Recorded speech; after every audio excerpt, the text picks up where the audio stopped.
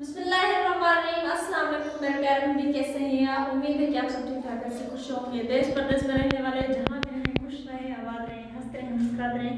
शुक्र अल्हम्दुलिल्लाह, शुक्र अल्लाह पाक का। शाम का टाइम है और मेरे प्यारे भाई, मैंने कल से लेकर कोई भी शॉर्ट अपलोड नहीं किया। इसलिए नहीं किया क्योंकि मैं गई थी अपने अब्बू जान के घर पे, मेरी बहन की जो मम्मी थी, तो इसलिए मैं जब वहाँ पर कुछ मसरूफ थी तो मैं शॉर्ट नहीं बना पाई।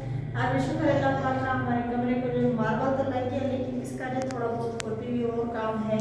इसकी जो रगड़ाई वगैरह होती है मुझे तो ज़्यादा पता नहीं, लेकिन सुदाम साहब भी कहते हैं और मिस्त्री भाई कह रहे थे कि इसकी जो रगड़ाई होगी फिर ये जो बहुत प्यारा बन जाएगा, बहुत खूबसूरत बन जाएगा। तो इसकी जो रगड़ाई होना बाकी रहेगी। दुआ करना अल्लाह पाक हर काम में आसानी पैदा करे। देखिए अल्लाह पाक आप सबको खुश रखे, आबाद रखे, जहाँ भी रहें खुश रहें, आबाद रहें, हंसते रहें, मुस्कुराते रहें। आमीन।